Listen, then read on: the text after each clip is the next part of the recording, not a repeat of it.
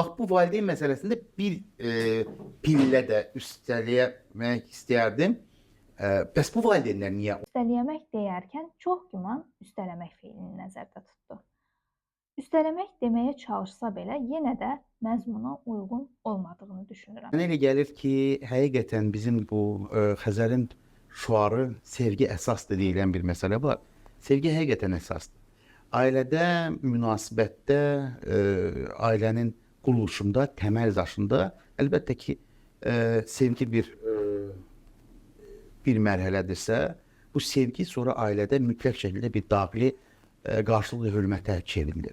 Hörmət, insanlara hörmət, vərdişlərə hörmət, adət-ənənələrə hörmət və bunları qoruyub saxlamaq asandır demək.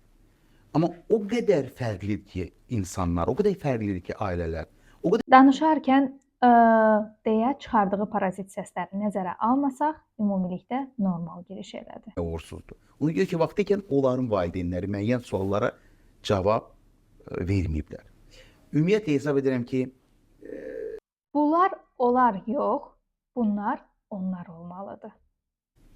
Mənim heç vaxt bacım olmuyor. Mənim qız övladım da yoxdur.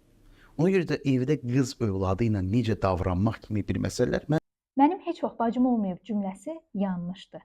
Heç vaxt ifadəsi istifadə olunubsa, biz onda cümləni tamamlayan ifadəni dəyişməliyik. Məsələn, mənim heç vaxt hansısa bir əşyam, davranışım, vərdişim yaxud xüsusiyyətim olmayıb deyə bilərik. Bugün oğul övladım var kimi məsələ biraz natamamlıqdan irəli gəlir. Mənə elə gəlir ki, o insan ki, övladına cinsiyyət nöqteyi nəzərdən baxır, o natamamdır daxilən. Onun içində çox böyük bir problem var. O problemi o övladda axtarmasın, özündə axtarsın.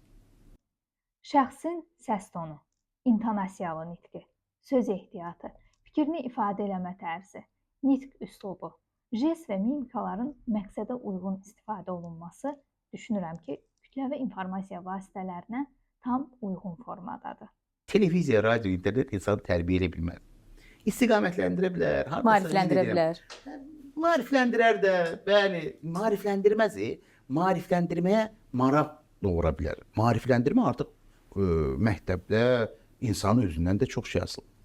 Biz sadəcə bu media, indiki dövr mediası, həm televiziya, radio, internet xüsusilə, sosial şəbəkələr, bu müxtəlifliyi göstərir sənə. Biz dükana giririk. Bəli, biz orada müxtəlif ərzaqlar, əşyalar gördük. Amma ağlımız, savadımız əlbəttə hərdən birdən cibimizə uyğun olanı seçirik.